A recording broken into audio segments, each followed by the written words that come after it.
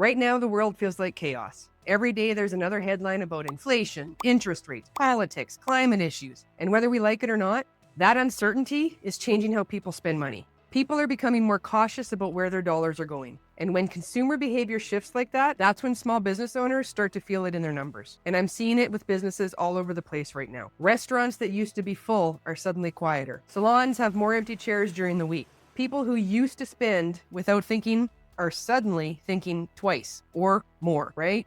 When that happens, a lot of business owners start to feel like the world is deciding for them the fate of their business. Like the economy is just something happening to them and there's absolutely nothing they can do about it. But the reality is that mindset is exactly what causes businesses to fold when times get uncertain. Because I look at business numbers every day, the one thing I've noticed over the years is that when sales slow down, the businesses that survive are not necessarily the ones with the most customers. Instead, they're the ones who actually understand how their business makes money. Because when things tighten up, the numbers stop hiding the truth. Every weak decision in the business becomes visible. So that's what we're going to be talking about in today's video. I'm going to walk you through 3 things that you should be doing when your numbers are down. Because slow periods don't automatically mean your business is failing. But they will expose whether you understand your numbers well enough to make the right decisions. But hey, before we get into that, if we've never met before, hi, I'm Janet Mercredi.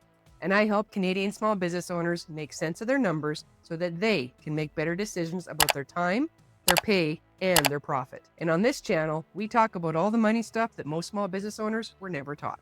And before we jump into the 3 things you should be doing when sales are down, I have a tool to help you right now. It's free and I call it the cash flow forecasting tool. It helps business owners map out what money is coming in and what money is going out. Because when you can actually see your numbers ahead of time, it becomes much easier to make decisions instead of reacting out of the fear. Check out the link in the description box below. Now let's talk about what to actually do when those numbers start to dip. So tip number 1, the first thing you need to do when sales slow down is identify your heavy hitters. This is something I see all the time when I'm reviewing numbers. Most businesses don't actually have a sales problem when numbers drop. They have a clarity problem, and those are 2 different things. They don't actually know which parts of the business are generating the majority of their revenue. Because the reality is, if you can't immediately tell me which 20% of your business produces 80% of your revenue, that's a problem. And that is the first place you need to start looking. Because I work with restaurants a lot, I'm going to use restaurants as an example in this video because I'm actually seeing this in real time right now. So a lot of what I'm about to tell you, I've already said to some of my clients. So we're going to look at a restaurant that's open from 8 in the morning until 8 at night. And it serves breakfast, lunch, and dinner. Operationally, feels like all 3 of those services are equally important, right? And it's how the restaurant has always operated, so it seems natural. But the reality is, when you break the numbers down, the owner might find that the breakfast brings in the majority of the revenue. Maybe lunch is kind of steady, and dinner, it could barely be covering your costs. Because you see, when you're not looking at your numbers, the owner keeps operating the business as if every part of the day carries the same amount of weight. But when your sales slow down, that assumption just becomes more dangerous. Because the reality is, if you don't know which parts of the business are truly generating the revenue or the most revenue, you can't make smart decisions about where to focus your time and energy. So that's tip number 1, identify your heavy hitters. Tip number 2, double down on what's working.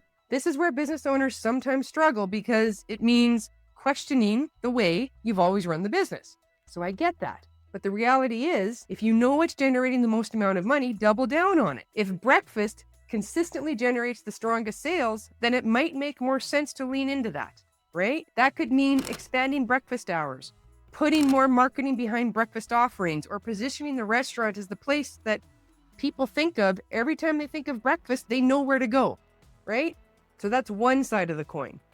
On the flip side of the coin, it could also mean making decisions that are a little bit more difficult, right? Like reducing hours, or reducing services that aren't performing as well. And I know that can feel uncomfortable because it feels like you're shrinking the business. But in reality, what you're actually doing is protecting the parts of the business that are actually profitable. So that's a difference. Because we all know that when money is flowing easily, it's easy to keep running, right? But when the money stops flowing, that's when focus becomes one of the most important, powerful strategies that every business owner has. So that brings us to the 3rd tip. You need to protect your cash flow. We all know that cash flow is what keeps the business alive, right? It pays for your staff, it pays for your suppliers, it pays your rent, and it pays you, the owner of the business. Because when revenue slows down, this is often the moment where business owners start making emotional decisions, right? Because they're reacting to what's happening around them. So they panic and they start throwing money at the problem, right? Automatically, they're like, we need more advertising, we need more promotions. Expenses just keep going up, hoping that it's going to bring the sales back. But the reality is, if you don't have a clear understanding of your cash flow, those decisions can actually make the situation worse. This is why I always encourage business owners to look ahead at their numbers. So we want to be proactive instead of reactive.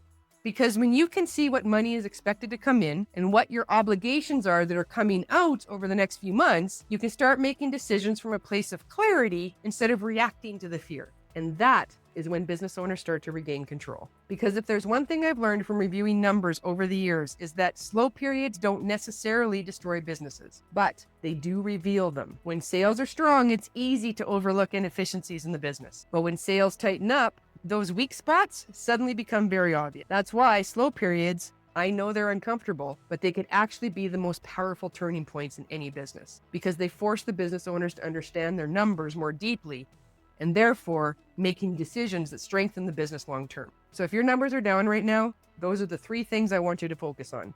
Number 1, identify your heavy hitters. Figure out which parts of your business are truly generating the majority of your revenue. Number 2, double down on what's already working instead of trying to grow everything at once. And number 3, protect your cash flow. Because when revenue slows down, having a clear understanding of what money is coming in and what money is going out becomes one of the most valuable tools you have. And again, if you want help with that, I do have my cash flow forecasting tool listed in the description box below. So that's what I have for you today. Those are the 3 things you should be focusing on if you noticed a slump in your sales. So again, my name is Janet Mercredi. I'm your Profitable CFO. If you like what you're hearing, I encourage you to like and subscribe to my channel for more upcoming videos, and I'll catch you in the next video.